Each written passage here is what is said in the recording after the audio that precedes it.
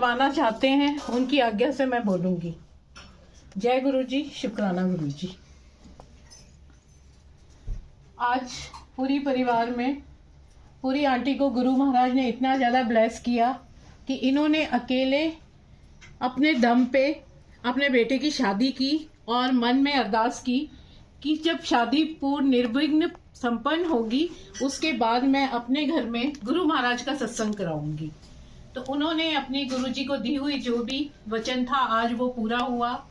महाराज ने बुलाया तो बहुत लोगों का था यहाँ पे, लेकिन आप लोग अपने आप से नहीं आए हैं, आप अपनी चॉइस से नहीं, बाय चांस नहीं आए हैं कि चलो इन्होंने बुलाया था उस परिवार ने और मैं चले जाता, लेकिन ये तो आप गुरु जी की चॉइस के कारण आए हैं। It's not by chance, it's the choice of Guru Maharaj.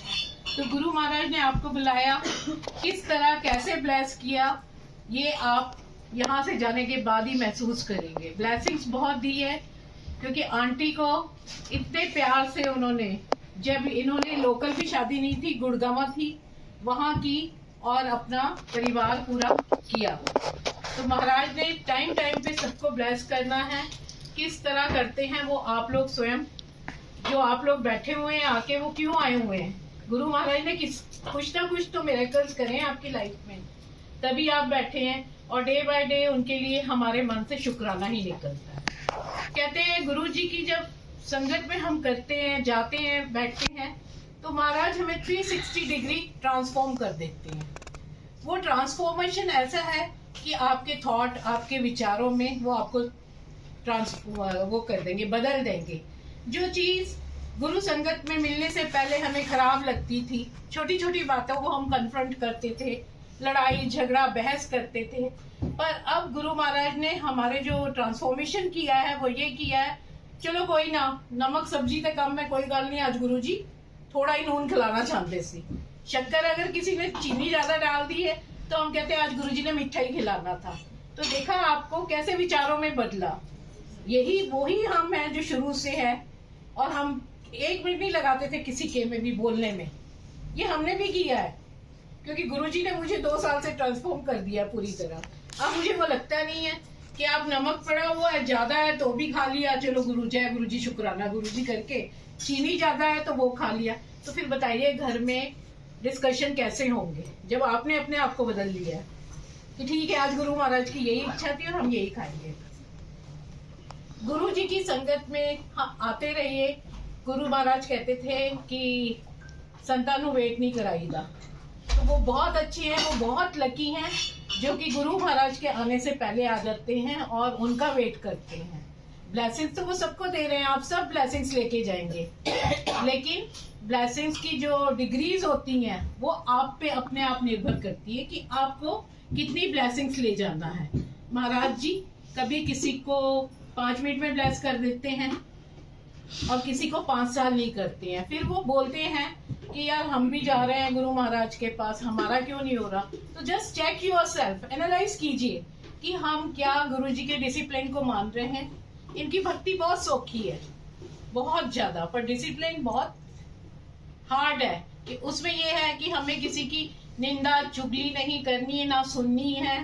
Generally मैं सत्संग में बताती हूँ ABC, एब्यूज मत करो किसी को, ब्लेम मत करो, होनी निश्चित है। जो आपकी डेस्टिनी में है वो आपको मिलेगा, ठीक है।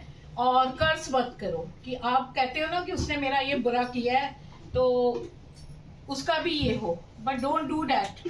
अगर आप वो करते हैं तो एक कहावत है साइंस में, every action has equal and opposite reaction. वो रिएक्शन करके आपका 7 दिन के बाद या 10 दिन के बाद आपके में वापस आएगा। जो वाणी आपने निकाली है, किसी को कर्ज किया है तो बिल्कुल माफ कर दो, हर लोगों को माफ कर दो। वो कहते हैं बुरा लगता है, लेकिन हाँ थोड़ी देर के लिए आपको लगेगा, आप सोचते होंगे ये कैसे बोल रही है, इनके मन में कैसे है कि सबको माफ कर दो। पर माफी का भी एक तरीका होता है। महाराज को बोलो महाराज मैं इस बात से परेशान था, बाकी आपने जो कुछ करना है, बट कर्ज मत करें आप, नेवर कर्ज टू एनीवन, क्योंकि वो कर्ज जो है in the form of sound energy या जो थॉट फॉर्म में चलेगी, वो एनर्जी आपके पास आएगी, whether it is in 7 days, whether it is in 7 years, वो आएगी जरूर। तो उसको प्लीज अवॉइड करें। कंसल्ट ना करें किसी को भी। महाराज की जब संगत करते हैं, आइए, मांगे ना माने। मानने का मतलब ये है कि आप देखो, हम भी अभी इस उम्र तक आते आते हमने बहुत ज्यादा, मैं तो कहती हूँ, पाप ही किए हैं। किसी को कुछ बोला है, किसी को कुछ करा। अपने थॉट फॉर्म में भी कहते हैं कि आपने किसी के लिए नेगेटिव सोचना means it creates a one sin. आपके लिए एक सिन कर रहा है, एक पाप कर रहा है। और जो आप संगत करके जितना भी आप पुण्य कमाते हैं, वो आप इन कर्मों में, दैनिक कर्मों में निकाल देते हैं। लाइक निंदा चुगली सुनना भी, भाई जय गुरुजी बोल दो, शुक्राना गुरुजी बोल दो, और कुछ नहीं। तो आप ये देखिए आपकी लाइफ कितनी ट्रांसफॉर्म होती है, कितनी इजीली चलती है।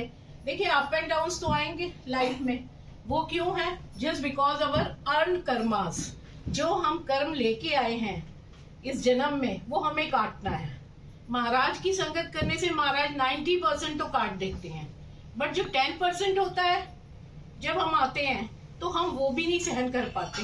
बट आते रहिए महाराज की शरण में, वो 10% भी ऐसे निकल जाएंगे जैसे कि आप फूल के ऊपर चल के जा रहे हैं। बिलीव मी, ट्रस्ट मी, ये होता है। ये कोई रॉकेट साइंस नहीं है कि महाराज जी के पास आए, महाराज जी मेरे को ये दे दो, वो दे दो। वो जो चीजें हैं वो आपको मिलेंगी जरूर, लेकिन आफ्टर सम टाइम्स।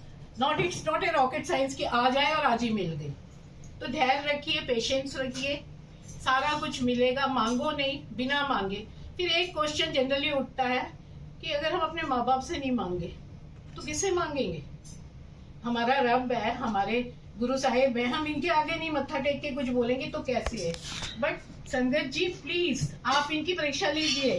बहुत मेरा कहना वो है, ये आप जब इनके रडार में आके बैठ जाती है ना, जब ये पूरे इसमें ये स्कैन करने लगते हैं कि ये बंदा क्यों आया, मेरे पास किस कारण से आया, इसको क्या चाहिए, वो तो देने वाले हैं। हो सकता है आपने 10 रुपए की मांग की है या 10 दिन घूमने की, इन्होंने तो आपको करोड़ ब्लेस करना है। तो जस्ट साइलेंट चरनी शरनी लगिए, इनके मत्था टेकिए, मांगे नहीं। फिर आप देखिए ना, जिसकी हुजूरी में आप जा रहे हैं, अपना मत्था टिका रहे हैं, वो आपको क्या ब्लेस करता है।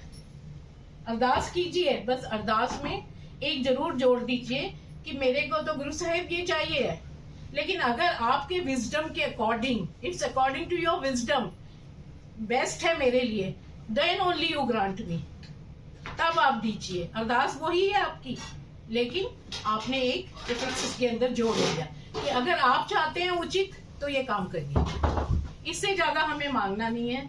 महाराज जी के पास बहुत लोग जाते थे लोटा ब्लेस करने। मुझे महाराज ने बोला कि मैं आपको बोलूं सबको, सब मंदिर जाते हैं और भेड़ चाल जैसे लोटा जी, किसी से सुना है किसी से, लेकिन आपको उसकी इंपॉर्टेंस नहीं पता है। लोटा is bless for only the fatal disease. ठीक है, आप उस डिसीज को इनवाइट ना करें। वहां आप महाराज के पास जाते हैं, आपके तो स्वरूप के साथ ही कितनी हीलिंग हो जाती है।